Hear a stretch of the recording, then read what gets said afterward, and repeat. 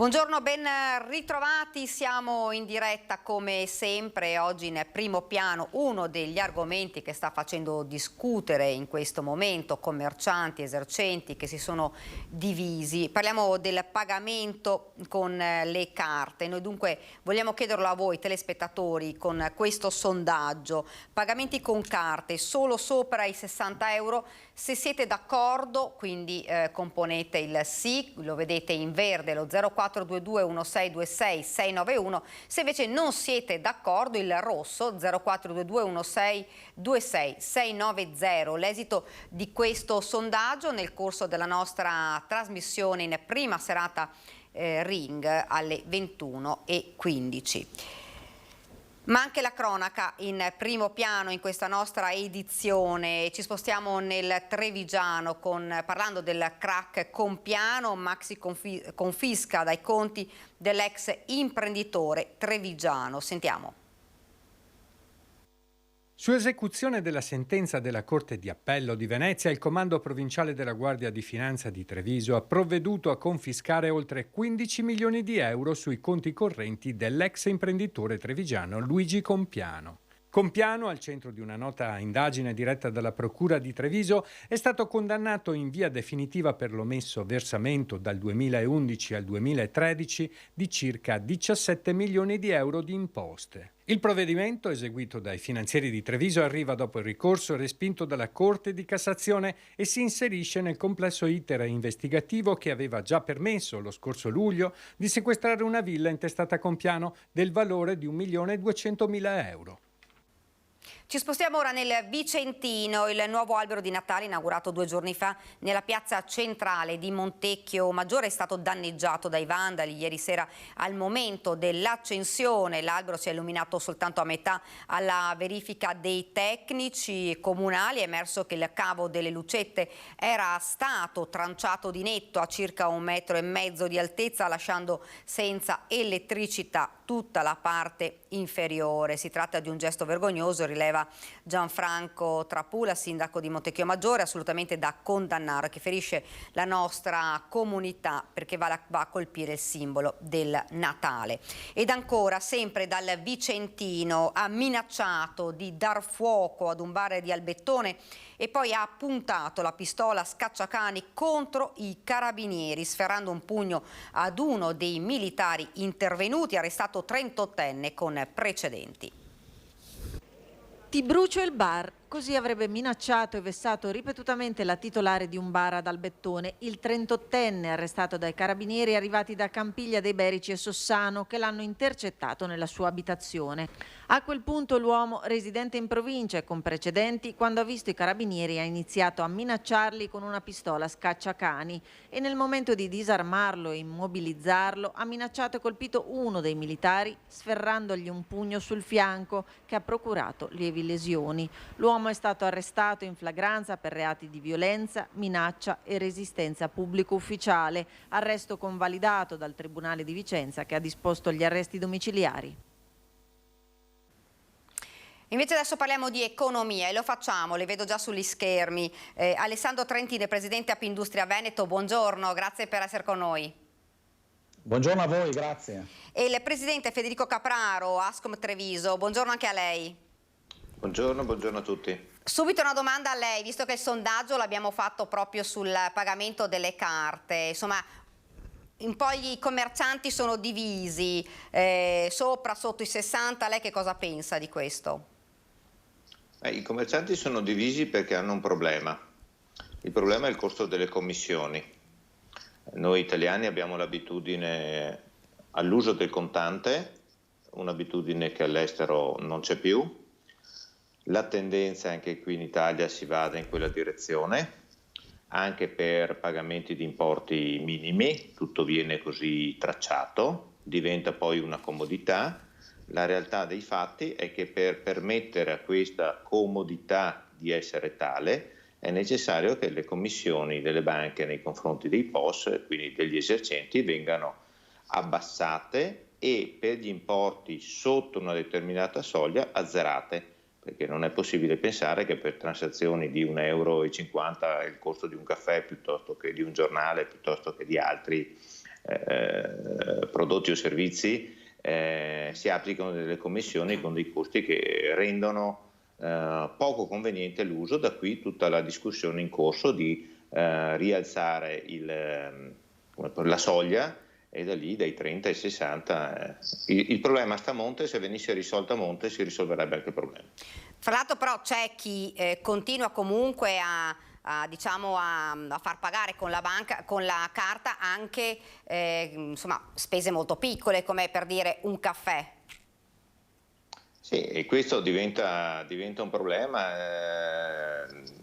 non solo per i tempi, diciamo, negli esercizi in cui anche la velocità è un elemento di redditività, ma proprio per gli importi così piccoli, e ripeto, perché la commissione è alta e si applica anche su questi importi. Quindi credo che non si debba seguire il percorso, la tendenza, ma si debbano creare le condizioni perché ciò avvenga.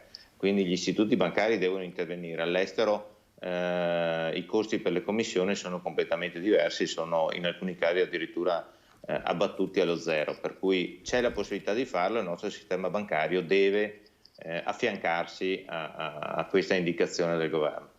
Presidente Trentin, so che questo non è proprio il suo, il suo settore, però lei che cosa pensa di questo? Ma io penso innanzitutto che sia un falso problema il fatto di farsi pagare in contanti o con strumenti cosiddetti tracciati, perché il fatto fiscale è l'emissione dello scontrino, quindi non è se io pago in contanti o con la carta di credito o il bancomat. Al di là del fatto che io personalmente, per esempio, sono 25 anni che credo di pagare praticamente tutto con la carta di credito, anche e soprattutto all'estero, perché è comoda e perché tra l'altro mi dà anche molta più sicurezza.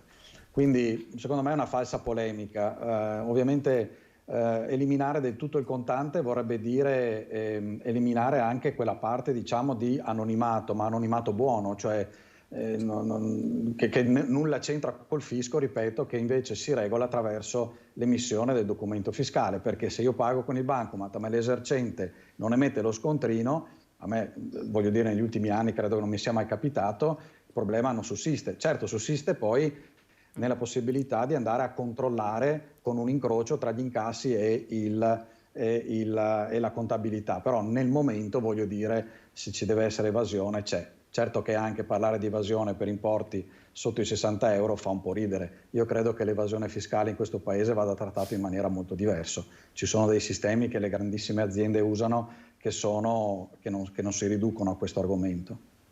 Presidente Capraro, vedevo che ascoltava con attenzione, d'accordo? Sì, sono d'accordo, credo che il tema dell'evasione stia su altri livelli, altri piani. Per cui non è lì e non è quello. I sistemi di controllo sono ben altri, venivano anche richiamati, e soprattutto sono altri i contesti nei quali si deve combattere un'evasione, che è quella che fa male al sistema Italia, al Paese. Per cui in realtà ogni occasione è buona per creare, non dico una polemica, ma insomma creare una difficoltà, una complicazione.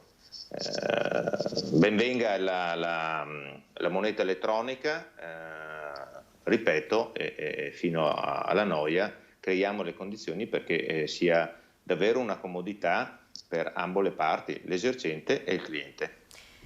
Presidente Trentin, vorrei parlare con lei invece della crisi, insomma una crisi economica che ha avuto un po' di oscillazioni, sembrava che stesse andando meglio, poi è andata peggio, comunque l'abbiamo visto, il tasso di disoccupazione comunque alto, una situazione difficile, in colossi che insomma stanno, che hanno più di qualche difficoltà. Quali sono secondo lei le sfide per il 2023? No, si è bloccato il collegamento, vediamo se riusciamo a ripristinare il collegamento con il presidente di Apindustria Veneto. Allora parliamo con lei intanto finché non riusciamo a ripristinare il collegamento con... Ecco qua, c'è, perfetto. Ha sentito la domanda? Sì. No, No, perdoni, si era deve essere successo bloccato. qualcosa con la linea. Parlavamo della questione, insomma, crisi, grossi colossi in difficoltà, comunque un tasso di disoccupazione che è importante. Le sfide, quali sono secondo lei per il 2023? Ma le sfide nel 2023 ormai credo sia un argomento ormai fin troppo digerito, sarà il costo dell'energia, che è fondamentale per un sistema di trasformazione come quello italiano. Sappiamo che siamo diciamo in Europa al secondo posto per la manifattura, quindi che cos'è la manifattura? È prendere della materia prima, attraverso l'ingegno umano, la fantasia e la creatività, trasformare quel prodotto in qualcos'altro che sia vendibile creando valore aggiunto. Questo necessita di grandi quantità di energia che l'Italia non ha.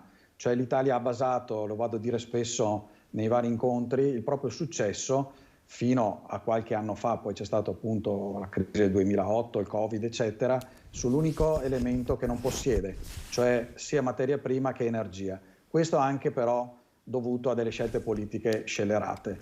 Abbiamo scelto di essere dipendenti dagli altri, pensando che quel sistema sarebbe andato avanti per sempre, senza preoccuparci di creare la nostra indipendenza energetica, alimentare, di approvvigionamento di materia prima. E questo perché probabilmente abbiamo una politica dal punto di vista delle decisioni debole perché vediamo la Francia con la Libia cosa ha fatto quando è stato il momento di andare giù duro per i propri interessi nazionali. Noi non siamo in grado di fare questo. Nel momento in cui abbiamo qualche risorsa come per esempio il gas nell'Adriatico, alcune forze politiche hanno contrastato questo tipo di possibilità di avere un po' di sollievo e quindi lo compriamo, lo stesso gas lo facciamo trivellare a paesi esteri che poi ce lo rivendono con il margine. E nel momento in cui c'è stato il tentativo di renderci perlomeno un po' indipendenti con il nucleare, che tutti hanno in Europa, tutti, Germania compresa, e non stanno chiudendo, e alcune forze politiche si sono messe di traverso proponendo un referendum che gli italiani per carità hanno votato. Io sono per la democrazia diretta a tutti i livelli, anche quelle comunali, fosse dipendesse da me, però il fatto è che nella visione d'insieme tutto ciò porta a un disastro che comunque sempre i soliti pagano. Ecco, mi stava anticipando la domanda, quindi come vede a questo punto il prossimo anno, ma anche a lungo termine, perché insomma le imprese, soprattutto le imprese, sono davvero in grandissima difficoltà e lo stiamo vedendo, lo sentiamo anche dai titolari, che insomma un altro anno così sarà duro per molti. Guardi, se ci lasciano tranquilli, le dico una cosa e vorrei infondere un po' di ottimismo. Se ci lasciano tranquilli con ovviamente quello che è successo negli ultimi 2 anni, lo voglio assolutamente dimenticare e neanche commentare, perché è stata una strage di Stato, soprattutto per quanto riguarda il mondo della ristorazione, dei piccoli negozi, che ora sono lasciati totalmente soli, con cartelle esattoriali, con problemi arretrati e di cui nessuno si sta occupando. Ma se questo appunto avviene, cioè se ci lasciano tranquilli e cercano di portare avanti un modello economico sostenibile, il 2023 non sarà così male. Perché non so se lei ha notato, io invece cerco di notare anche questi segnali, più l'italiano viene massacrato, e magari in particolare veneti e lombardi, più questi si danno da fare per risolvere i problemi che altri producono. Quindi lo testimonia anche la ottima chiusura del 2022, no? In generale per il PIL, inaspettatamente positivo, ma questo non è certamente merito di alcuna manovra governativa, perché ancora non c'è nel concreto. Sì, stiamo parlando di veramente poche cose, vediamo cosa succederà nei prossimi anni con le riforme promesse durature e sostanziali, una riforma del fisco, una riforma del rapporto con la pubblica amministrazione, una serie appunto di cose fondamentali. Ma il 2023, se appunto ci lasciano, ci agevolano il lavoro anziché ostacolarlo, probabilmente avremo una ripresa dell'occupazione e avremo anche la possibilità di crescere, magari non tanto, ma io non la vedo così male. Beh, questa è un'ottima notizia, perché insomma abbiamo sentito finora notizie sempre pessimistiche sul fronte economico, quindi questa insomma è una notizia che sicuramente fa piacere sentire. Sul fronte invece del commercio, Capraro, Non voglio farle la domanda di come è andato il Black Friday, ma un po' in genere come sta andando. Il Black Friday, che è un fenomeno tutto particolare, dà comunque delle indicazioni. Su questo richiamo tanto l'ottimismo di cui si è appena parlato, quanto il tema della fiducia. Il Black Friday ha dato delle indicazioni di un aumento della spesa. Lasciamo perdere, io adesso faccio riferimento della nostra realtà, della città di Treviso, che già il venerdì 25 novembre era già illuminata e addobbata a Natale. Questo ha favorito ovviamente, e anche a Treviso si sono visti i numeri visti nell'ambito nazionale, nel quale il Black Friday segna un più 14%, tra una media di un più 11%, quindi di aumento delle vendite nei negozi fisici, e un più 16% di aumento nelle vendite online. Quindi il Black Friday segnala che nel momento in cui ci sono delle opportunità, anche il consumatore recupera una certa voglia, una certa propensione alla spesa. È chiaro che il tema di cui parlavamo prima, il costo dell'energia, incide sui consumi in maniera diretta, perché i consumatori hanno meno disponibilità di spesa, dovendo far fronte a delle bollette più alte, e poi ha il doppio aumento, l'incidenza indiretta, perché ciò che compravano prima a un costo, oggi lo comprano a un costo più alto, perché ovviamente l'inflazione cresce in ragione proprio dell'aumento dei costi a monte. Oggi c'è un'inflazione in doppia cifra che sta continuando. Quindi a fronte di queste maggiori difficoltà, ciò che cambia è l'atteggiamento, l'approccio, e quindi una fiducia che sembra quasi ritrovarsi. Si è ritrovata nel Black Friday, noi ci auguriamo che si ritrovi anche nelle città con queste Natale, che torna a essere un Natale rispetto agli ultimi due più partecipato, più vissuto, più condiviso, più illuminato, più caldo, e quindi speriamo anche commercialmente più interessante. Ecco, infatti i commercianti sono abbastanza positivi su questo Natale. Sicuramente insomma, la gente cercherà di risparmiare il più possibile, perché lo sappiamo, l'abbiamo detto, non ne parliamo ancora insomma dei rincari, però qualche movimento si sta vedendo insomma per questo Natale, per gli acquisti natalizi. Ma lo abbiamo visto quest'estate con l'andamento turistico che si ripete adesso per il ponte dell'8 dell'Immacolata, e anche per le vacanze di Natale, in cui c'è un buon andamento delle prenotazioni. C'è una certa difficoltà anche nel prenotare i ristoranti, nel trovare posto, e questo è un indice. Diciamo che quello che sta cambiando è il fatto che, malgrado i sacrifici necessari, la gente sembra non voler rinunciare a quella gratificazione, a quel riconoscimento, a quella convivialità di cui di fatto ha bisogno e che è mancata negli anni precedenti. Per cui lì e in quei settori credo che ci siano dei buoni riscontri dal punto di vista economico. Presidente Trentin, le volevo chiedere sulla fusione, so che non è vostra, ma la fusione di Confindustria Veneto Est. Lei che cosa pensa di questa novità, di questa fusione? Ne penso bene. Io penso che per fare sistema dovremmo comunque passare verso istituzioni anche intermedie, come sono le associazioni di categoria, che riescono ad avere più peso, no, politico, perché rappresentano degli interessi che poi sono interessi anche generali.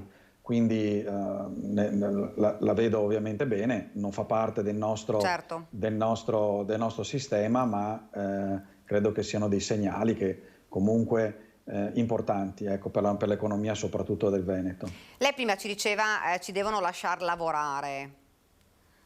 Sì, confermo. Ecco. Il soggetto è sempre lui, no? Io ce l'ho un po' Esatto. su questo punto, perché ecco, una domanda che non mi ha fatto, ma se posso invece introdurre, che cosa si dovrebbe fare? Beh, esatto, intanto bisognerebbe guadagnare di più, soprattutto i nostri dipendenti.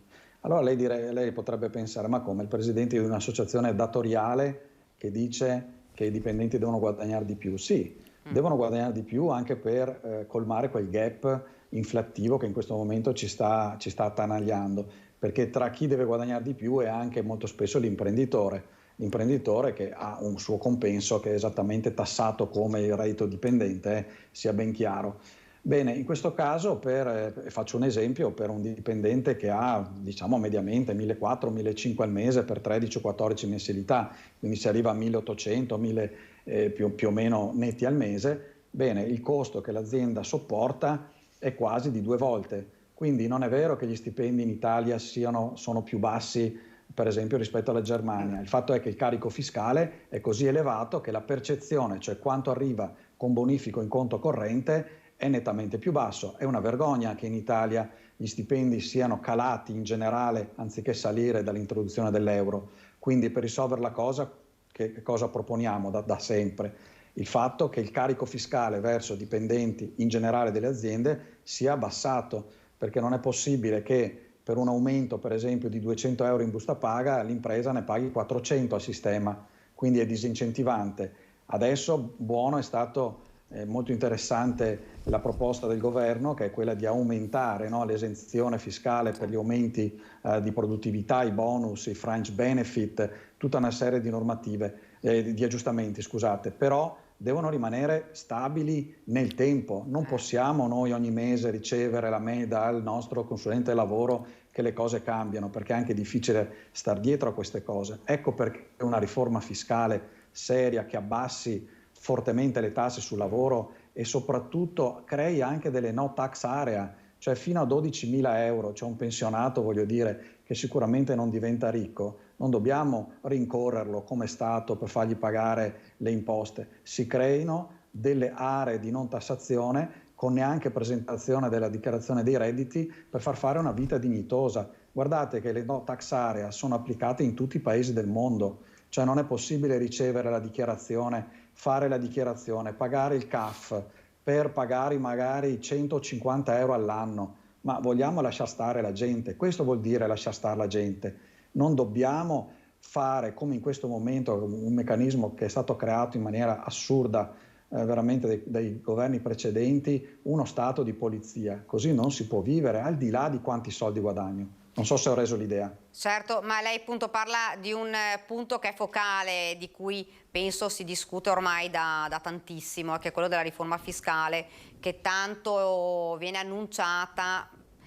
Quella insomma di adesso è il primo step, ma ci vorrebbe tanto di più per riuscire insomma ad arrivare ad avere davvero una riforma fiscale vera, perché sennò non... Sa qual è il problema del taglio delle tasse? È uno solo, che non si vuole tagliare la spesa pubblica improduttiva. Questo paese spende il doppio dell'evasione fiscale calcolata, che tra l'altro è calcolata, essendo evasione, no? È calcolata su indici diciamo che vanno ad esumerla, non ci sono dati reali, perché sennò non sarebbe evasione, si andrebbe a prenderli.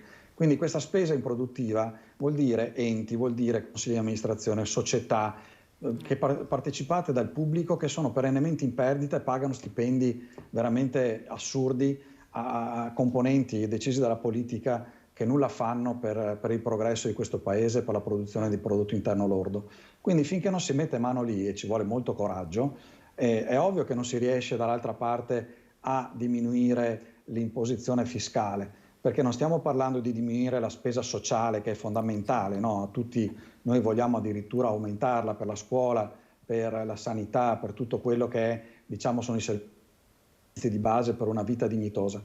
Quindi chi ha il coraggio però di mettere mani alla parte marcia del bilancio dello Stato? E sono, ripeto, il doppio dell'evasione fiscale, una enormità di denaro che noi sprechiamo ogni anno. E poi per questo la polemica, e la accendo io, e spero si spenga in un secondo, sull'evasione fiscale. Andiamo a massacrare i cittadini andando a controllare i 60 euro quando lo spreco di un'enormità di denaro è da altre parti. Ecco, questo non lo trovo neanche da un punto di vista morale giusto. Presidente Capraro. Beh, sono assolutamente allineato, condividiamo la rappresentanza delle realtà del territorio e dico che questo aspetto, quello del cuneo fiscale sul quale bisogna intervenire, oggi incide più di altri sulla partecipazione al lavoro, perché è vero che oggi si prendono in considerazione aspetti diversi, è vero che oggi i giovani guardano al lavoro con un approccio, una prospettiva diversa, è tutto verissimo, ma il punto iniziale rimane questo. le buste paga dei nostri collaboratori sono troppo basse a fronte dei costi troppo alti delle loro aziende. Per cui è lì il punto di partenza. Poi anche la dinamica della partecipazione al lavoro, ma non solo da parte dei giovani, anche da parte di chi oggi, giovane o meno giovane, comunque lascia alcuni posti di lavoro o addirittura non cerca delle soluzioni. Noi veniamo da una storia che insomma, ci ha sempre visto impegnati nel nostro territorio ben più delle 8 ore al giorno che insomma, siamo sempre stati chiamati a fare, questo nel piccolo ma non solo. Perché qui sicuramente non è mai mancata la voglia di lavorare. Quello che oggi manca è la possibilità di costruirsi una vita da uno stipendio che questa vita deve necessariamente garantire, la possibilità di realizzare un sogno, di costruirsi una casa, di farsi una famiglia. È una questione non solo di dignità, ma proprio, ripeto, di basi sulle quali costruire un disegno di vita. Ecco, tutto il resto c'è, lo possiamo affrontare, lo possiamo discutere, oggi anche in una chiave molto diversa, però i fondamentali rimangono quelli, insomma, il lavoro serve a vivere e quindi da quel lavoro bisogna ricavare una paga che sia non solo dignitosa, ma che dia la possibilità di costruire una prospettiva di vita. Allora, sicuramente il fatto di intervenire sul cuneo fiscale, questo penso che sia una delle questioni di cui sono, penso, d'accordo tutti, ma Presidente Trentin, lei è ottimista anche su questo? Di un intervento del governo sul cuneo fiscale, perché insomma parliamo di bonus, di detassazioni, però insomma parlare di cuneo fiscale tanto si dice, ma forse fino ad ora poco si è fatto. Allora, finché non si affronta la parte che dicevo prima, cioè del taglio della spesa improduttiva, cioè vuol dire del parassitismo che in questo paese ha raggiunto livelli insopportabili, sarà difficile. Io ho fiducia che questo avvenga, ma non tanto perché ho fiducia nell'attuale maggioranza o governo, non è questione di una impressione personale, è che saranno i numeri a determinare il successo o meno di questa cosa. Avanti così non si può andare. In questo modo questo diventa un paese, diciamo, arretrato, un paese che vive solo di burocrazia, dove noi ci svegliamo la mattina, dobbiamo vivere, adempiere ad adempimenti che loro ci devono dire. Non è questo che dobbiamo fare, altrimenti finiamo come il Venezuela. Il Venezuela è un'economia, voglio dire, che non credo nessuno voglia prendere ad esempio. Quindi, da una parte c'è anche un'impostazione ideologica probabilmente del governo più liberale, quindi con un'impostazione diversa, ma dall'altra c'è un'esigenza che sta nei fatti. L'economia così muore e quindi ne pagheranno le conseguenze, perché in piazza non ci saranno solo i nostri dipendenti, ma ci saremo anche noi se continua in questo modo. Allora o si danno una svegliata, scusatemi il simbolo delle virgolette, e come hanno detto oltretutto, quindi noi ci aspettiamo che i programmi politici vengano attuati, ci sia una riforma fiscale che renda anche semplice la dichiarazione. Ma mi scusi, ma è possibile che i miei amici imprenditori e dipendenti francesi, senza prendere ad esempio la solita Svizzera che funziona egregiamente, la dichiarazione se la fanno loro senza la necessità di andare da un fiscalista, un foglio A4 dove la compilano, la presentano, punto. Ma è possibile che noi abbiamo una dichiarazione dei redditi che sia 730 modello unico di 70 pagine da compilare e un manuale che ti aiuta a compilare queste 70 pagine di 120?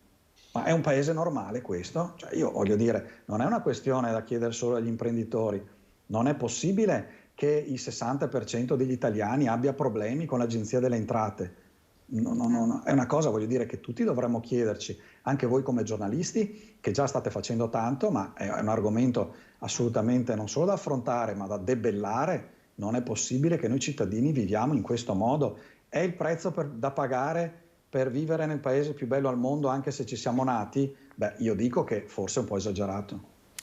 Presidente Capraro, questo sicuro è tutto piuttosto lampante di come stiamo vivendo a livello fiscale in Italia, a livello burocratico, e questo dà anche, insomma, è un risvolto anche sul commercio, nel senso più soldi ci sono, parlando proprio di buste paga più importanti, e più c'è possibilità che la gente possa spendere, ovviamente. Certo ha un'incidenza diretta sui consumi, ha un'incidenza diretta, come dicevo, sulla partecipazione al lavoro, ha un'incidenza diretta sul fare impresa, altro aspetto, anche le partite IVA non stanno aumentando, noi siamo anche qui un territorio che è sempre stato molto dinamico da questo punto di vista, ma non è solo il tema dei famosi cervelli in fuga, è il tema dei cervelli che oggi sul nostro territorio non pensano a intraprendere, non pensano a costruire anche qualcosa di nuovo, qualcosa di diverso, ma cercano soluzioni molto spesso anche all'estero, in cui queste condizioni non ci sono, ce ne sono di più favorevoli, insomma. Per cui è tutta una questione che si lega a un principio, che probabilmente è un tema che al netto dei primi 100 giorni il governo deve porsi. Qual è l'Italia che vogliamo? Qual è il paese che vogliamo? E da lì devono nascere le politiche per andare a realizzare questo disegno di paese. Se vogliamo un paese che è basato, come lo è stato in passato, eravamo tra le prime 5 potenze mondiali, non eravamo mica gli ultimi arrivati, sebbene fossimo avessimo dei confini molto più ridotti rispetto ad altri, ma qui il tema rimane quello: qual è il paese che vogliamo? Ecco, sulla base di quello, se noi crediamo che il lavoro debba essere di nuovo il motore del nostro paese per la creatività che c'è, per le capacità che ci sono e oggi anche per le opportunità che ci danno le nuove tecnologie, che è un paese privo di risorse naturali come il nostro, al netto del turismo, ma deve evidentemente impegnarsi a usare l'unica materia che ha, che è la materia grigia. Ecco, credo che questo paese non manchi assolutamente di questo bene primario, che è la materia grigia. Credo che debba mettere il nostro governo in condizioni, la nostra Italia, le nostre strutture, le nostre imprese, i nostri lavoratori, i nostri imprenditori, noi italiani, perché possano davvero sprigionare ciò che hanno dentro. Ecco che l'accidacciuoli, burocrazia, sono tutte cose che vengono automaticamente risolte in funzione di questo obiettivo primario. Se invece l'obiettivo è quello di continuare a mantenere privilegi, situazioni, purtroppo noi l'abbiamo già pagata questa situazione e abbiamo visto che non ha sbocco. La denatalità lo dimostra. Presidente Trentin, prima di chiudere, c'è un po' una fuga non solo di cervelli ma proprio anche di giovani che creano delle imprese all'estero, perché è molto più semplice in alcuni paesi sicuramente iniziare un'attività, un'impresa, piuttosto che, come diceva lei, in Italia, che diventa complicata con la burocrazia e non solo. Ma certamente sì, ma i motivi li ho già descritti in precedenza, cioè se noi c'è una simpaticissima barzelletta che cerco di veramente riassumere brevemente, no? Quando si dice le .com sono nate, non so, Apple, Microsoft sono nate dentro un garage e poi sono diventate leader a livello mondiale. Se qui noi dentro un garage proviamo a fare quello che ha fatto Steve Jobs, il giorno dopo arriva l'ispezione alla spesa, arriva l'ULS, arriva la Guardia di Finanza perché non hai autorizzazione, cioè da noi un garage è meglio affittarlo a 500 euro al mese, questo è il business. Questo è anche un po' per sdrammatizzare. È evidente che i giovani di talento se ne vanno, ma se ne vanno perché non c'è qui l'opportunità di poter sviluppare idee grandiose. Non c'è più, eppure noi siamo il paese che ha sviluppato idee grandiose.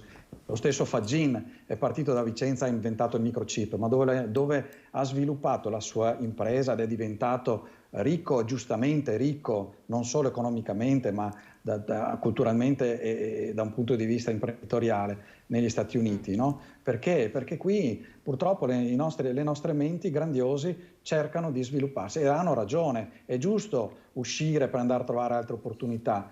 Il tema è: vogliamo continuare così? Cioè vogliamo continuare in una politica keynesiana di assistenzialismo, di debito pubblico, diciamo pseudo-socialista, o vogliamo svoltare e ritornare ad essere il paese dell'innovazione, dove qui nascono gli Olivetti, nascono i grandi imprenditori, voglio dire, che hanno inventato il PC, piuttosto che Ferrari, piuttosto che gli altri famosi brand. Purtroppo chiediamoci perché è successo in passato, perché in passato negli anni 70-60 l'imposizione fiscale era al 20%, 15-20%, quindi le risorse rimanevano in azienda e nell'azienda si poteva investire per creare occupazione, prodotto. Oggi non è più possibile. Purtroppo, a parte qualche piccola nicchia, non lo so, del grande lusso, dove lì i margini sono enormi, ma altrimenti questo è difficile. Dipende dove si vuole andare. Se si vuole andare verso un modello di sviluppo, non dobbiamo fare altro che copiare paesi dove questa cosa succede e avviene. Non ci sono chiacchiere da fare, dobbiamo andare lì. Se invece vogliamo continuare a mantenere un paese con una visione mediterranea, nordafricana, non lo so come chiamarla, no? Di confusione, burocrazia, ti arriva a casa l'IMU da pagare di 2 euro e devi fare la fila alla posta per pagare 2 euro di IMU perché è giusto che sia così, allora giustamente i cervelli, ma non solo, lavoratori perché guadagnano di più, imprenditori sposteranno le aziende, finché non metteranno una legge, ripeto, come in Venezuela, che è vietato espatriare, quello che succedeva nella Germania comunista. Costruiranno un muro, ma prima o poi tutto finisce anche quella roba lì. Presidente, la ringrazio. Noi rimaniamo però con quell'ottimismo che ci ha dato all'inizio. Sì, confermo. Grazie Presidente, grazie davvero Grazie per essere mille. stato con noi, grazie. Ringrazio anche il Presidente Cappararo. Grazie a voi e buona continuazione. Grazie davvero. Ci fermiamo, qualche istante di pubblicità, poi torniamo perché continueremo a parlare di imprese, di lavoratori e lo faremo da Venezia con la nostra Ilaria Marchiori.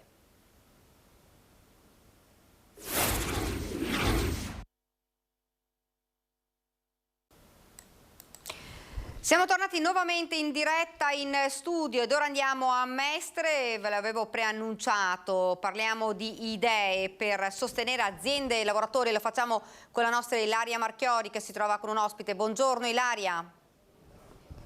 Buongiorno Daniela, buongiorno ai nostri telespettatori. Il mio ospite è Alessandro Conte, presidente di EBA Valente Bilaterale dell'Artigianato Veneto, e si è proprio appena concluso qui nella sede dello IUSVE in via dei Salesiani a Mestre un convegno proprio per discutere di detassazione, di welfare contrattuale, perché che cosa è successo? Praticamente un terzo di quanto è stato erogato in realtà è stato perso con le trattenute IRPEF. Ci può spiegare in soldoni che cosa significa, che cosa è accaduto e che cosa voi invece chiedete non accada più?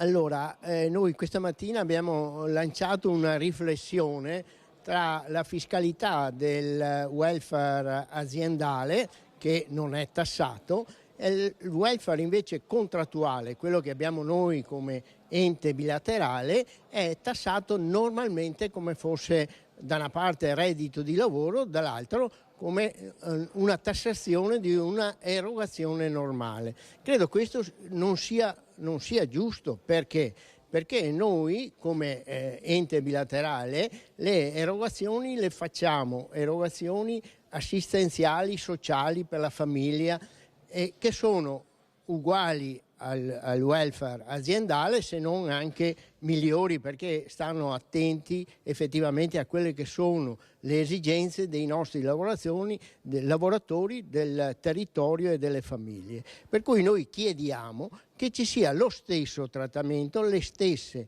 regole come il welfare aziendale anche per il welfare contrattuale. Presidente, qui durante questa tavola rotonda erano presenti anche i sindacati, oltre che altri enti come CNA e altre parti coinvolte in questo. È da un po' però che questa situazione è così. Sì, è da un po', e credo che oggi più che mai, proprio per le esigenze che abbiamo qui in Italia per dare aiuto ai nostri lavoratori e alle nostre famiglie, diventi sempre più attuale di poter dare la possibilità anche per i nostri lavoratori, per le nostre imprese, in ugual misura a quelle che sono le agevolazioni che ha il welfare aziendale. Il welfare aziendale, che magari per le piccole imprese diventa uno strumento difficile da raggiungere, invece quello che è il welfare contrattuale, che è subito pronto, che dà subito quelle che sono le risposte alle vere esigenze, dovrebbe avere la possibilità anche lui di essere detassato, per cui chiediamo 0 tasse per quel che è il welfare contrattuale erogato dalla nostra bilateralità, proprio perché c'è bisogno di ridurre il cuneo fiscale, c'è bisogno di dare più risorse al lavoratore e al territorio. Anche perché in termini numerici di che cifre parliamo e di che trattenute parliamo in percentuale? Noi diamo come erogazioni circa 30 milioni. Su questi 30 milioni circa il 30% viene poi girato come tassa all'IRPEF, per cui perdiamo all'incirca 10 milioni di possibilità di ricadute sia al lavoratore, alla famiglia che al territorio. Questa è una cifra importante che si potrebbe invece riutilizzare in altro modo. Certo, e credo proprio che sia la possibilità di dare quelle risposte concrete e di dare anche la capacità di poter implementare il nostro territorio, perché quelle che sono le prestazioni vanno proprio ad essere collocate nel territorio, e per cui diamo benessere un po' sia al lavoratore, alla famiglia, ma ripeto al territorio che ne ha bisogno. Presidente, qual è lo stato attuale di salute dell'artigianato veneto, soprattutto visto il periodo, i mesi scorsi, ma anche quello che stiamo fronteggiando? Sono come un po' anche gli altri settori, ma soprattutto il nostro settore è in difficoltà proprio per due aspetti: il caro energia e l'aumento dei prezzi dei materiali, vuoi per il discorso della guerra, vuoi per l'inflazione, vuoi per tutta una serie di circostanze. Oggi si fa fatica ad contenere i prezzi e si fa fatica anche a vedere un futuro roseo. Qual è la previsione per i prossimi mesi, ovviamente a partire dal 2023, perché ormai parliamo dell'anno nuovo? C'è qualche problematica perché con l'esaurirsi del 110, che è stato da traino in questo periodo per la piccola impresa, per l'artigianato, per tutto il settore dell'edilizia, credo che il prossimo futuro sia un futuro che avrà delle difficoltà, ma noi cercheremo anche come squadra sia delle parti sociali che come ente bilaterale di poter dare le risposte a quelle che sono le vere esigenze. Vediamo anche che abbiamo messo in moto una nuova manovra per il caro energia, per dare la possibilità ai lavoratori e alle imprese di essere sostenuti anche dal nostro ente bilaterale. L'ufficio studi della CGA di Mestre ha stimato circa 2.400 disoccupati in più nel 2023 rispetto all'anno precedente. In particolare ad avere la peggio saranno poi i lavoratori autonomi. Certo, perché senz'altro sulla piccola impresa la problematica diventa grande, però io credo che ci sono delle opportunità e qui questa mattina sono state anche messe sul tavolo di dire: dobbiamo far di più, dobbiamo riuscire anche a formare meglio i nostri giovani, a cercare di dare un'attrattiva maggiore per quel che riguarda il lavoro all'interno delle nostre imprese, anche se piccole, perché effettivamente possono essere dei lavori gratificanti che possono dare anche delle grosse soddisfazioni, per cui dovremo lavorare sulla formazione. Ringrazio il presidente di EBAV Alessandro Conte. Se non ci sono altre domande io restituisco la linea allo studio. Grazie davvero Ilaria, grazie anche al tuo ospite. Noi intanto grazie Ilaria. Noi riproponiamo intanto il sondaggio che riguarda, ve lo ricordo, il pagamento con carte solo sopra i 60 euro, lo vedete? Se siete d'accordo, quindi il verde, ponete il sì, lo 0422 1626 691, oppure il no se non siete d'accordo con lo 0422 1626 690. L'esito di questo sondaggio ve lo ricordo nel corso della nostra trasmissione in prima serata Ring questa sera. Ed andiamo a Padova, perché vedo già sullo schermo la nostra Valentina Visentin per parlare del bilancio regionale. Il PD propone un pacchetto emendamenti da 200 milioni di euro. Valentina, buongiorno. Sì, buongiorno Daniela, ancora in corso la conferenza stampa col gruppo consigliere regionale del Partito Democratico che sta illustrando proprio in questi minuti questo salvagente, lo chiamiamo così, da 200 milioni di euro, un pacchetto di emendamenti che sostanzialmente ha due direttrici, due cardini portanti, ovvero da un lato sociale e servizi sociosanitari, dall'altro il futuro e quindi i giovani e il welfare. Consigliere Montanariello, ci può illustrare un po' quali sono i punti, anzi, e anche le risorse più consistenti? I 200 milioni sono risorse del tutto fattibili se valutiamo che dalle stesse finalità il Presidente Zaia nei suoi annunci ne aveva recuperati 300.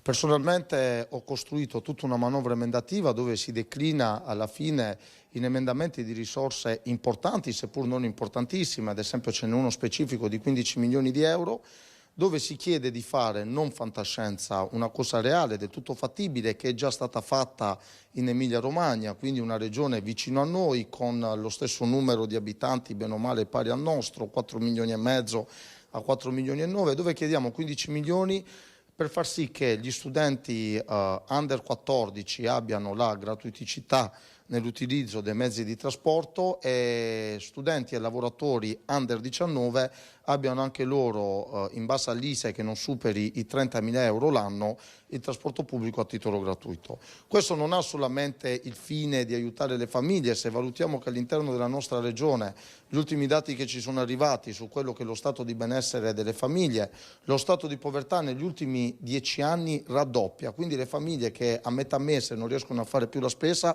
raddoppiano. E quindi non solo va in quell'indicazione, ma va anche e soprattutto quello che a noi ci piace considerare molto, ha un fine educativo, ha un fine molto importante di spiegare che l'utilizzo del trasporto pubblico va in tutte quelle direttrici di sane abitudini, ambiente, decongestionamento del traffico e quindi un fine educativo che avviene in un contesto storico dove gli ultimi dati Istat, li ho qui, ci dicono sostanzialmente che chi oggi va con il proprio mezzo a lavorare o a studiare è il 76,4% degli italiani, solo il 10,5% utilizzano il mezzo di trasporto pubblico.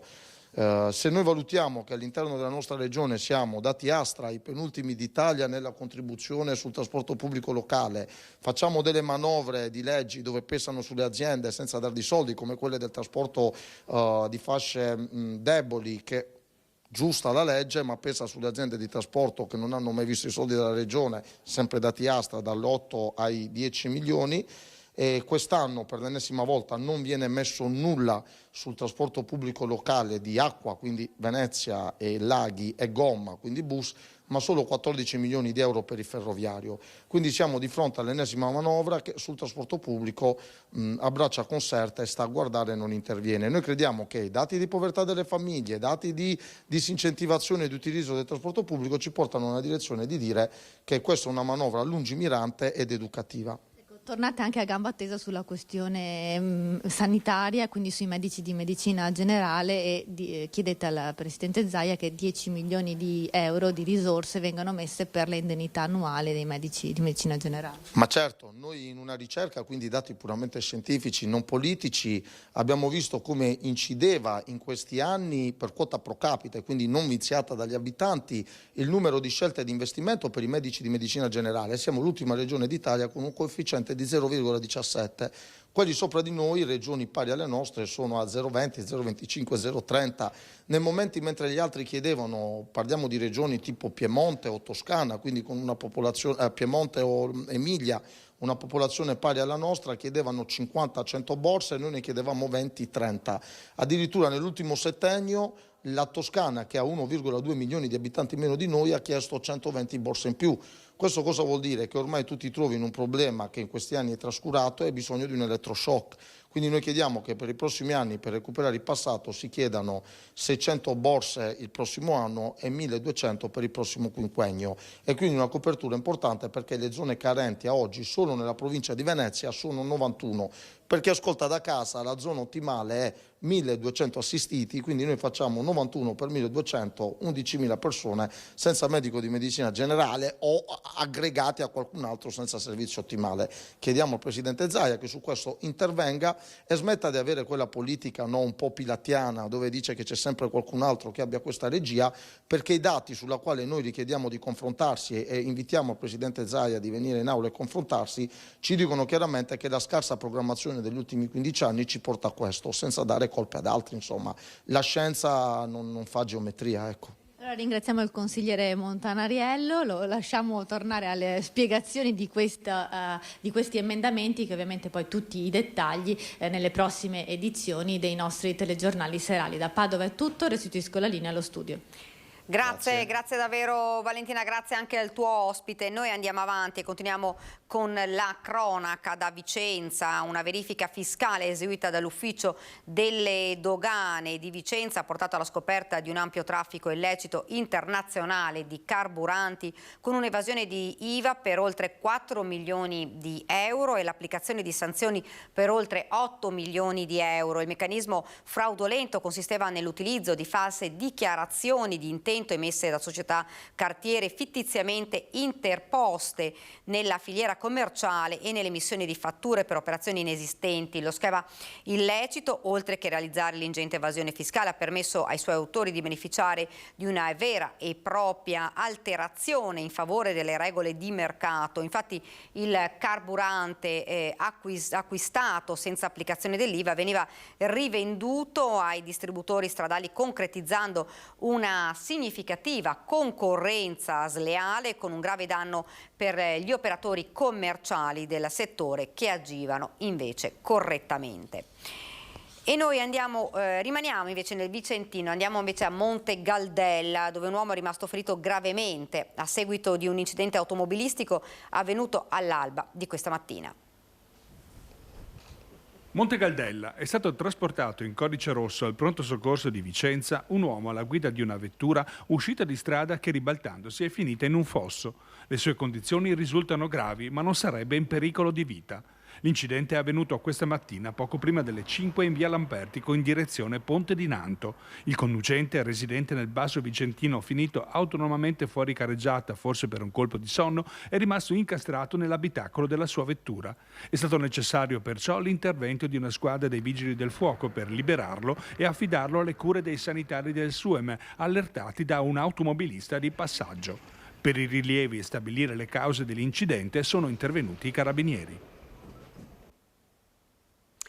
E continuiamo a parlare di carabinieri, lo facciamo sempre a Vicenza con una serie di controlli. Sentiamo. Fine settimana di intensi controlli da parte dei militari della Compagnia Carabinieri di Vicenza, che hanno potenziato il numero delle pattuglie in servizio ordinario per eseguire una più intensa attività di prevenzione dei reati contro il patrimonio, con particolare riguardo ai furti in abitazione.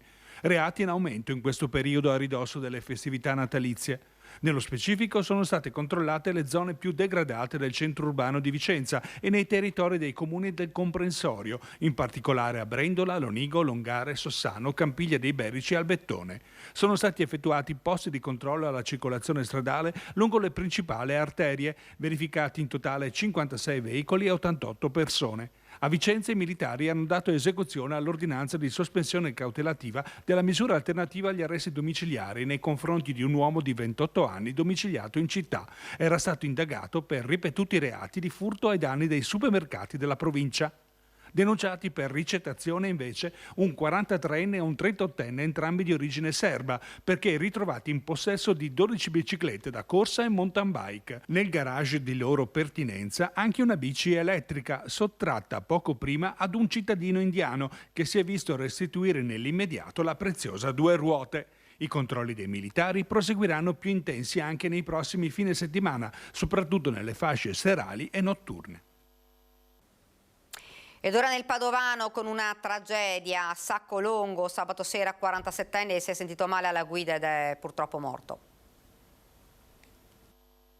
È uscito di strada con il furgone a causa di un malore che non gli ha lasciato scampo. Shock a Bastia di Rovolone, il paese dove viveva Emiliano Ferro, il 47enne, morto sabato sera in un incidente in via Scapacchiossa a Colongo. L'uomo era alla guida del suo furgone, insieme a lui c'era un amico. All'improvviso il malore, il mezzo è uscito di strada ed è finito nel fossato.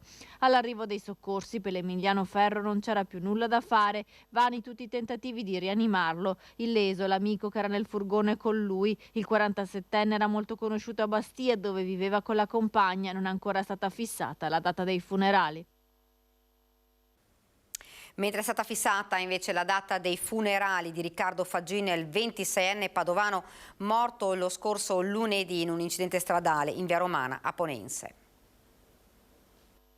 Si svolgeranno mercoledì pomeriggio alle ore 15 nella sala polivalente della parrocchia di San Martino di Volta Brusegane i funerali di Riccardo Faggin, il 26enne padovano morto lo scorso lunedì notte in un tremendo schianto lungo via Romana a Ponense tra Abano e Padova mentre tornava a casa. Il ragazzo è deceduto la sera prima di quella che doveva essere la giornata della sua laurea in scienze infermieristiche, ma la discussione non era prevista dall'università perché il ragazzo aveva sostenuto appena una manciata di esami. Molti familiari e amici sono attesi per l'ultimo saluto al giovane. Per consentire a tutti di poter partecipare si è deciso di spostare così i funerali nella sala polivalente. E un incidente ad Abano Terme, il fattorino delle pizze esce di strada con l'auto e rimane ferito. L'asfalto umido per la pioggia, l'auto ha perso aderenza ed è finita nel fossato e si è rovesciata. Incidente ieri sera in via Giusti ad Abano Terme, ferito il conducente. Sul posto sono arrivati i pompieri e anche il SU M118. L'uomo alla guida è stato estratto dall'abitacolo e affidato ai sanitari. Dopo essere stato stabilizzato è stato accompagnato in ospedale, è ferito ma non è grave.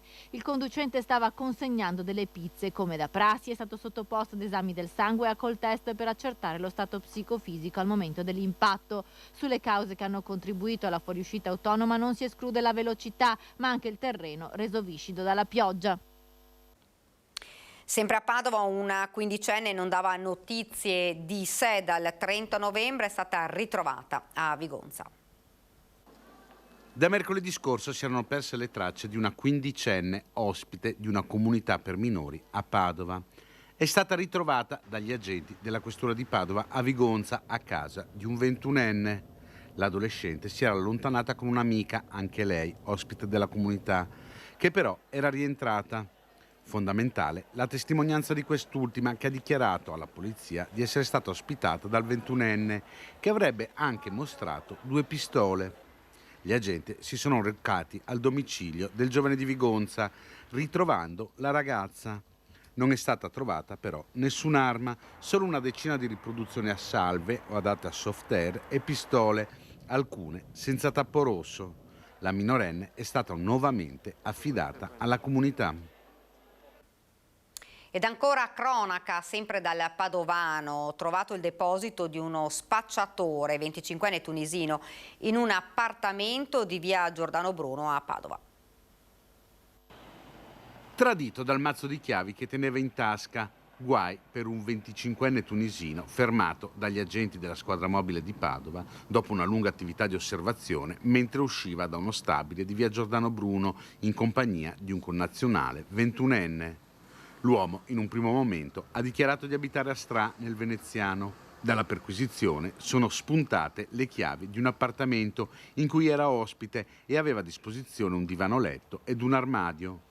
Proprio nel mobile il 25enne custodiva più di 3,5 etti di cocaina e 11.600 euro in contanti, probabile provento di spaccio. È stato quindi arrestato e portato al carcere 2 Palazzi. Il 21enne, che era con lui, irregolare in Italia, è stato accompagnato al centro per il rimpatrio di Torino. Lasciamo la cronaca, invece parliamo anche di PNRR e parliamo di strade, di sicurezza, anche perché sta arrivando il Natale. Abbiamo visto, purtroppo l'abbiamo dovuto annunciare più volte, insomma troppi incidenti stradali. Ne parliamo insieme al sindaco che ci ha raggiunto qua in studio, Marco Della Pietra, sindaco di Spresiano, buongiorno. Buongiorno Daniela, buongiorno ai telespettatori. Dovremmo avere in collegamento, non so se è già collegato con noi, il vice sindaco di Padova. Eccolo qui, lo vediamo già, chi si sta collegando, Andrea Michalizzi, vice sindaco di Padova, buongiorno. Buongiorno. Beh, la prima domanda che mi viene subito, l'avevo messa anche nel titolo, che è il PNRR, che è la grande sfida questa, vice sindaco dei comuni. Sì. Beh sì, è una grande sfida, una grande spinta anche che i comuni hanno per poter in qualche modo finanziare opere che sono strategiche, con anche importanti e ingenti investimenti, insomma, che ci arrivano dall'Europa. Ovviamente questo si inserisce in un quadro dove invece i bilanci sono sostanzialmente impoveriti dagli effetti della crisi, quindi si verifica una situazione per cui abbiamo alcune linee, alcune fonti di finanziamento che sono ben, diciamo, cospicue e anzi mettono alla prova anche in modo importante, insomma, la macchina del comune. E laddove non le abbiamo invece resta una situazione anche invece di grande difficoltà, quindi c'è anche questo elemento, insomma, da riuscire a spiegare ai nostri cittadini che vedono da una parte grandi investimenti, ma dall'altra poi su situazioni magari non coinvolte da finanziamenti PNRR invece una difficoltà, e sembra difficile è spiegare che i filoni di finanziamento, come dire, sono vincolati a destinazioni ben precise, quindi non si possa fare, come dire, invece un po' un livellamento. Però è sicuramente una grande opportunità, perché noi in città stiamo finanziando opere, insomma, che sicuramente cambieranno la città dal punto di vista dell'immagine, ma anche dei servizi, della qualità dei servizi e anche dello spazio pubblico. Ecco, tanti fra l'altro i cantieri che sono partiti e che stanno partendo. Sì, la città, insomma, in questi anni è sempre stata molto operosa da questo punto di vista, e sui finanziamenti legati al PNRR i cantieri, diciamo, le opere pubbliche coinvolte sono tutte quelle che hanno, come dire, un filone legato alla sicurezza stradale, e quindi ci sono tanti progetti di riqualificazione stradale, intesa come allargamenti di marciapiedi, realizzazione di ciclabili, illuminazione, miglioramento delle intersezioni con rotatorie e quant'altro.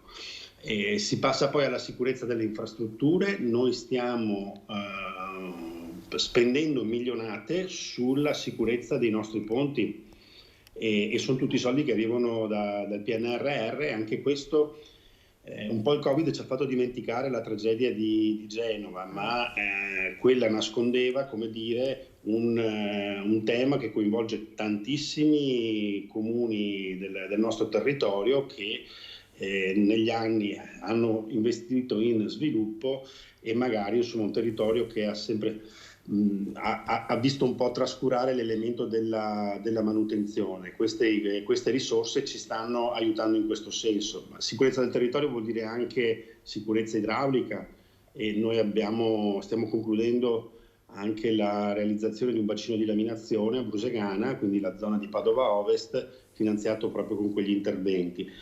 Trasporto pubblico, tram, 2 linee di tram, un investimento milionario che noi raggiungiamo grazie al PNRR, così come tante riqualificazioni nei quartieri.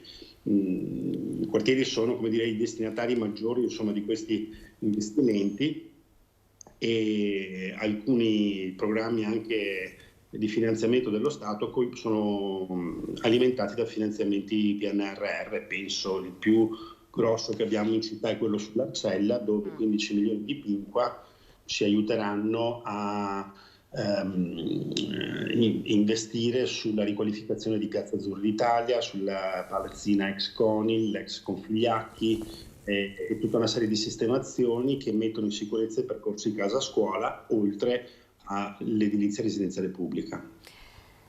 Sindaco Della Pietra, ovviamente PNR che serve anche ai piccoli comuni perché sono fondi importanti in questo momento, come metteva in risalto Andrea Michalizzi. Da una parte ci sono questi fondi, dall'altra però c'è una crisi che si continua a far sentire. Ma io non la penso proprio nella stessa maniera, nel senso che il vice sindaco giustamente dice la città e noi invece siamo un comune e neanche enorme, e di fatto i comuni più piccoli sono pregiudicati da questa corsa al finanziamento, ma credo di non dire niente di nuovo, tant'è che sì, ci si prova a mettere assieme, a volte si fanno delle convenzioni che non sono neanche strutturate e poi presenti un progetto che di fatto sai già che non ha tutte queste possibilità. Il problema forse più, chiamiamolo, gravoso ma annoso anche, perché non è di questi giorni, è anche per i progetti quelli fatti in casa, chiamiamoli così, quindi senza fondi esterni, forse è proprio quello del numero dei dipendenti. Nei comuni più piccoli, adesso non so, la provincia di Padova non conosco la situazione, ma presumo non sia molto distante da quella della provincia di Treviso, in cui si vede la città capoluogo che ha più o meno la media nazionale, quindi i 6 dipendenti ogni 1000 abitanti. Noi a Spresiano per esempio ne abbiamo 3,2, 3,3, per cui capite bene che sì, già l'accesso ai fondi è un po' più difficile, ecco, per i comuni più piccoli, ma poi anche gestirli, cioè devi avere comunque il personale che li gestisce in maniera corretta, per cui, e soprattutto neanche la gestione corretta o meno, che quello si presume che tutti i dipendenti pubblici lo facciano in maniera oculata, ma è proprio un discorso di numero di risorse. Noi abbiamo adesso poi col Covid abbiamo uffici tecnici che magari si trovano decimati nel giro di 2 giorni, ma uffici tecnici da 5 persone, per cui capite bene che si rischia di bloccare. Poi ricordiamo che il PNRR mette sì a disposizione dei grossi contributi, ma ha delle scadenze ben definite, ecco, ogni tanto c'è qualche deroga, ma sulle scadenze si scherza poco, per cui sì, è un'opportunità, ma per i comuni più piccoli a volte si tramuta anche in una maggiore difficoltà? Assolutamente sì. E poi attenzione, scusate se mi dilungo, c'è anche tutto il discorso della gestione poi, perché ok, se si fa una miglioria di un marciapiede, certo viene sistemato il marciapiede, ma nel momento in cui si fa una struttura che poi viene mantenuta nella manutenzione e anche e soprattutto nelle spese per le utenze dal comune, capite bene che oggi cambia, quindi il quadro economico è sicuramente differente. Andrea Michalizzi, sicuramente cambia ovviamente tra la grande città e il piccolo comune, questo è evidente. Ma sono perfettamente d'accordo con quello che ha detto il sindaco poco fa. Insomma, io ho fatto un po' una carrellata di situazioni, magari anche evidenziando alcune difficoltà di comunicazione rispetto a investimenti che hai da una parte e meno dall'altra. Però il tema di cui parla il sindaco è reale, vale anche per i grandi comuni che ovviamente hanno più personale, sono più attrezzati magari per corse come queste, però il PNRR, ho avuto modo di parlarne con la commissione dei parlamentari europei che è venuta in visita a Padova, volevano così verificare come le città uscivano dalla fase Covid, diciamo, e una cosa che ho detto loro è stata proprio questa, cioè si è sentita la spinta economica e i finanziamenti sono arrivati, ma non si ha la contezza di quale sia la struttura dei comuni, cioè anche un comune come Padova è in grossa difficoltà nel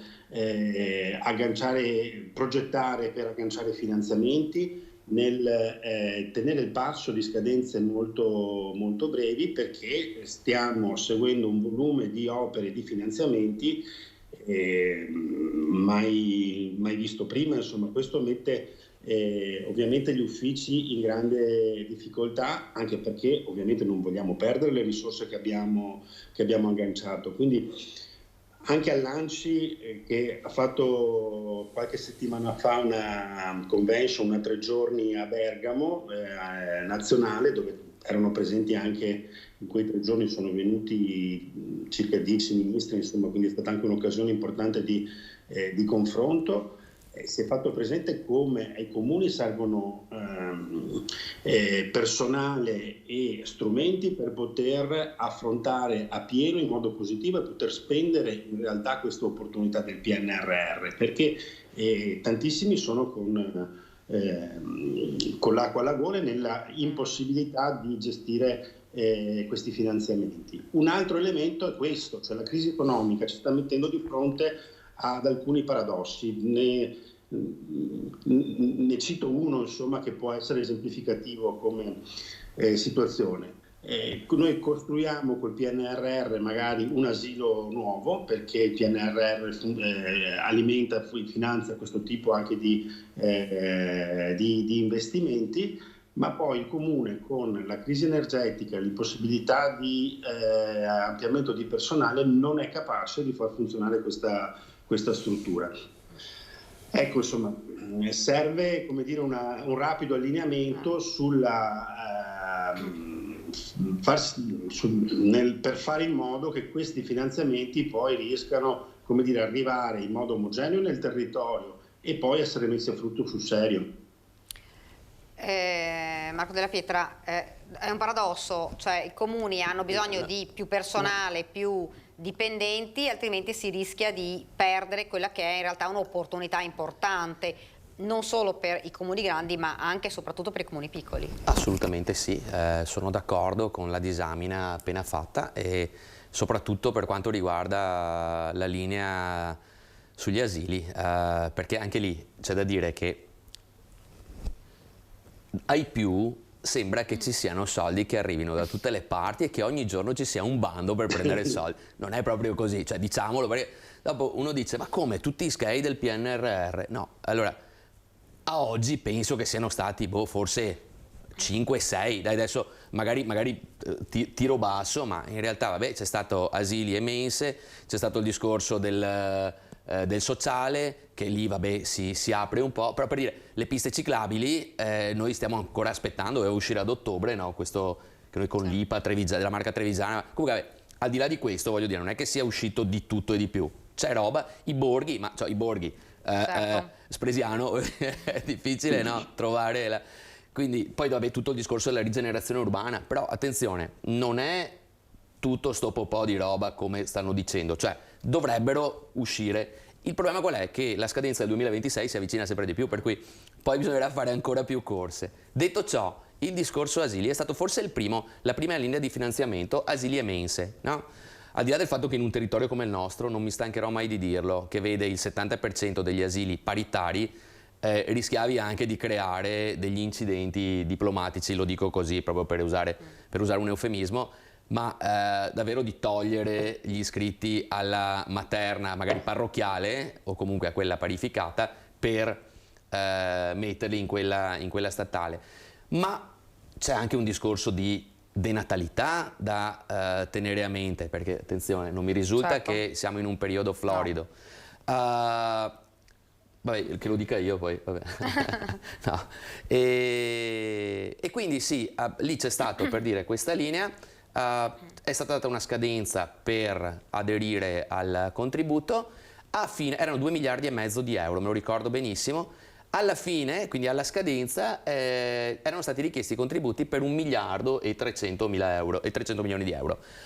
Invece di dire bene, ci fermiamo e l'altro 1,2 miliardi magari lo mettiamo su qualcosa che possa essere più certo. attrattivo, diciamo così, si è preferito ampliare i termini di scadenza, quindi prorogarli, e dire: ragazzi, fate asili. Indovinate poi dove sono stati fatti o dove sono stati richiesti la stragrande maggioranza dei contributi, no?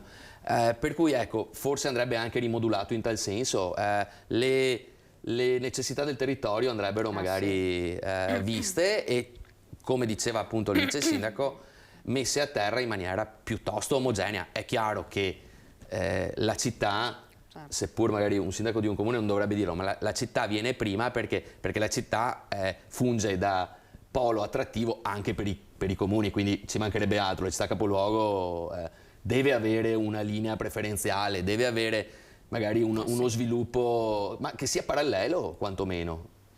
E a tutto questo aggiungiamo che a questo c'è una crisi importante, ormai continua, che sta mettendo in ginocchio tutto. Assolutamente sì, adesso è bello vedere che c'è, che riparte, no? Che ripartono le costruzioni, che riparte, o almeno c'è una parvenza, no, di ripartenza.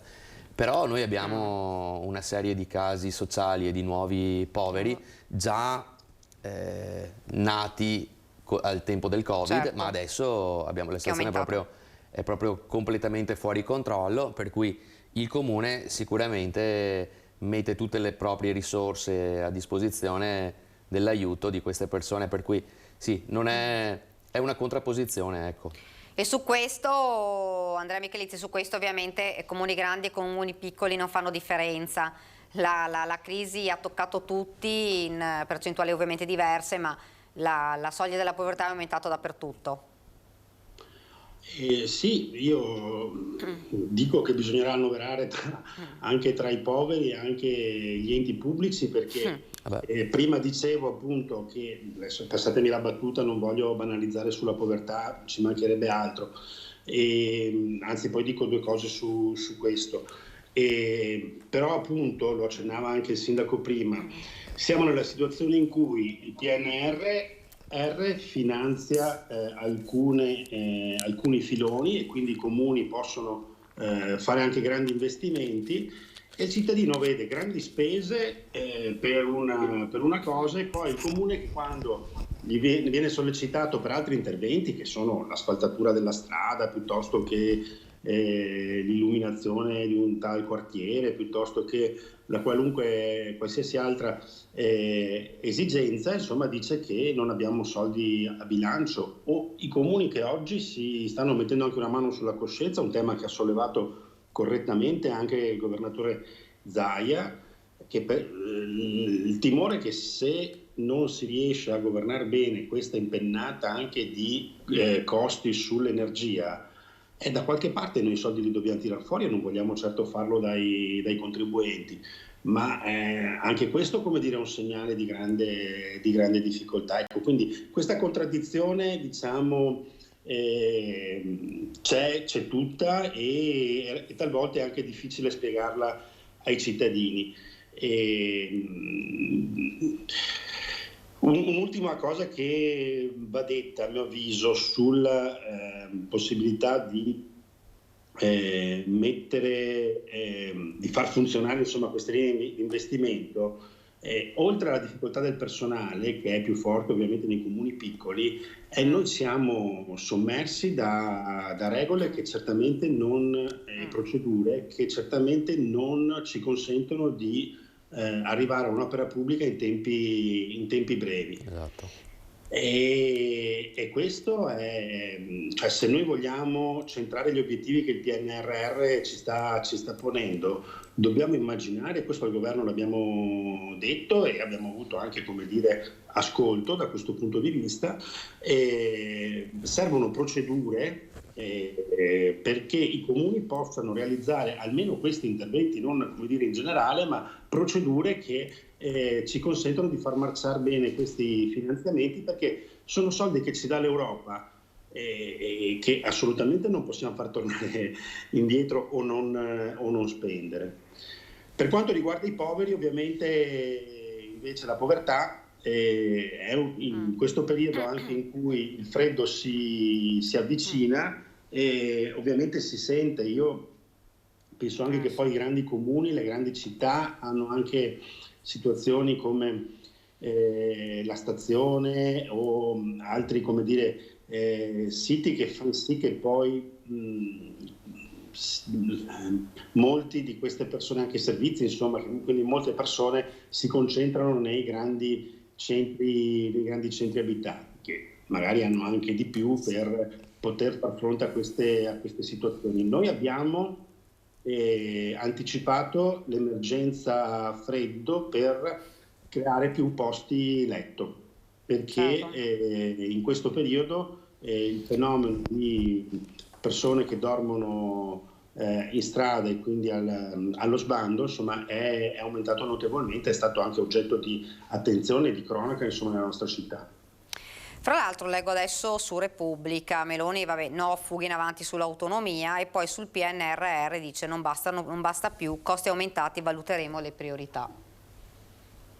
Se ne parlava anche esatto. in campagna elettorale, e poi mi ricollego a quanto detto dal vice sindaco, che è, mi pare, cristallino.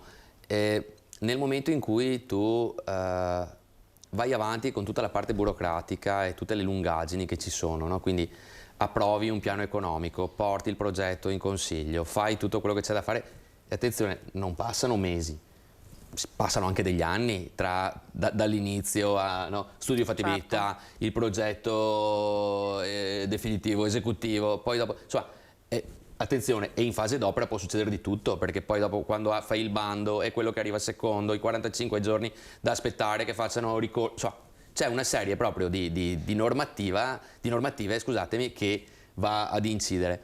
Poi magari arrivi che hai calato tutto a terra e scopri che vuoi per gli aumenti del costo di materiale, vuoi per gli aumenti di costo dell'energia, vuoi perché comunque è la ditta Mami Mamu, succede che ti trovi con un quadro economico completamente differente rispetto a quello che avevi prima. E lì cosa fai? Di fatto quello che è già stato finanziato, perché su quello che è da finanziare si può chiaramente rimodulare, ma nel senso che si può alzare magari la soglia e poi dopo i costi sono quelli. Ma su quello che è già stato finanziato si rischia di essere fuori mercato adesso, perché i primi finanziamenti sono di inizio anno, per cui è un problema e bisogna assolutamente rivedere il tutto. Siamo quasi al termine. Sì, mi unisco insomma a questo appello. Mi sembra di capire insomma che tutti gli amministratori vivono, come dire, temi insomma, tematiche molto simili, appunto. Il tema tra l'altro dei rincari è un tema che riguarda non solo i finanziamenti PNRR, ma tutti. E un'altra cosa importante che deve sì, lo dicevo a completamento, insomma, non per... ma è corretto, è vero, perché sembra che riguardino solo quella fascia, invece... Era per aggiungere una riflessione a un ragionamento corretto che ho sentito, e quindi sono colpiti anche tutti gli altri interventi che noi facciamo. Anche qui sarebbe importante continuare nella politica di ristoro degli enti pubblici per l'aumento dei costi, perché noi fino al 31/12 abbiamo coperto alcune tra le principali insomma, opere, quelle che rientrano dentro alcune caratteristiche che il governo ha dato, e quindi il governo sta dando dei contributi per bilanciare il tema, insomma, il fenomeno dell'aumento dei costi. E noi col nuovo anno ci troveremo a portare in gara altri progetti che, se non hanno questo tipo di aiuto da parte dello Stato, rischiano di piantarsi, perché altrimenti i comuni non riescono. Noi abbiamo un aumento medio del circa 15% sul costo delle opere, che vuol dire che alcune però aumentano del 20-30% a seconda anche di che tipo di lavorazioni e interventi sono. Dicevo poi non solo nella parte delle spese di investimento, ma anche per la spesa corrente ci sono stati degli aumenti notevoli, per cui anche per quello che sembrava essere al sicuro, in realtà non è così, e quindi servono assolutamente degli aiuti, a meno che uno non voglia dire benissimo, cominciamo a tagliare servizi, e in tal caso però sappiamo bene che si crea l'appello insomma che arrivino questi aiuti il prima possibile. L'appello è anche che magari qualcuno la smetta di lucrare sull'energia, perché sappiamo anche che c'è una speculazione sotto che fa paura. Quindi ecco, magari l'appello potrebbe essere questo, però certamente anche di pensare ai comuni, perché poi noi siamo quelli che sono a diretto contatto con i cittadini, e i cittadini ce li abbiamo a cuore. Io ringrazio davvero Andrea Michalizzi per essere stato con noi. Buona giornata, grazie a voi. Grazie, buon lavoro e buona giornata. Arrivederci. Noi abbiamo ancora proprio un minuto.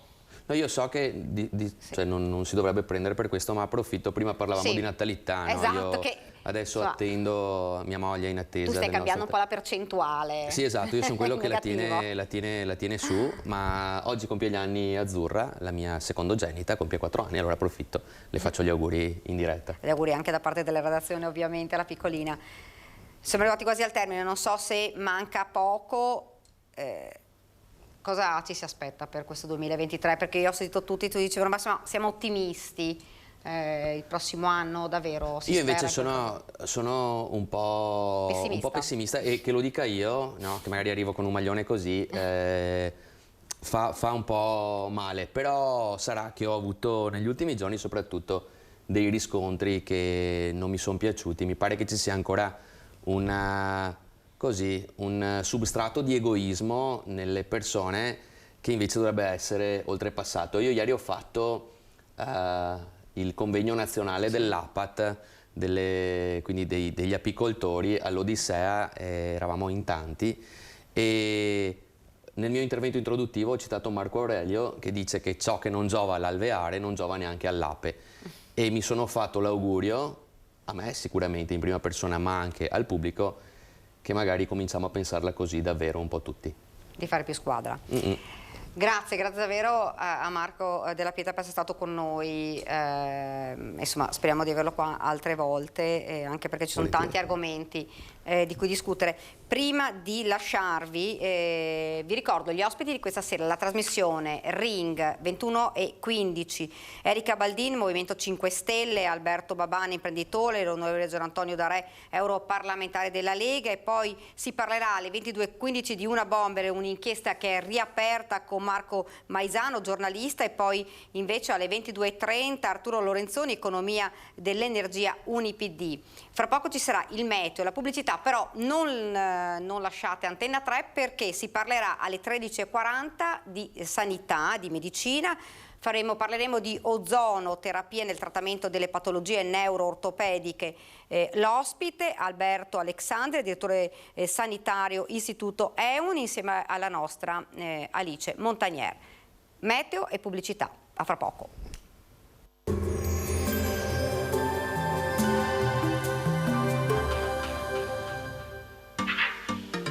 Tremonti, attrezzature e materiale per saldatura professionale a Montebelluna. Bentrovati al meteo. La tendenza per l'inizio della settimana evidenzia un tempo ancora fortemente instabile. Vediamo insieme il dettaglio di lunedì 5 dicembre. Sul Veneto la perturbazione si allontana, tuttavia saranno ancora presenti delle piogge a carattere sparso, localmente potranno essere anche abbondanti. Temperature in ulteriore lieve aumento, minime tra 4 e 7 gradi, massime invece comprese tra gli 8 e i 12 gradi all'incirca. Spostiamoci ora sul Friuli Venezia Giulia. Al mattino precipitazioni moderate e diffuse, dal pomeriggio non si escludono delle schiarite, specie su pianura e costa. Temperature minime tra 6 e 8 gradi, massime sui 10-13 gradi. Infine diamo uno sguardo alla situazione del Trentino Alto Adige. Il tempo risulterà grigio e uggioso, ma con qualche sprazzo di sole. Temperature minime intorno ai 2-5 gradi, massime sui 7 gradi. Dal meteo di Antenna 3 per ora è tutto, arrivederci al prossimo aggiornamento.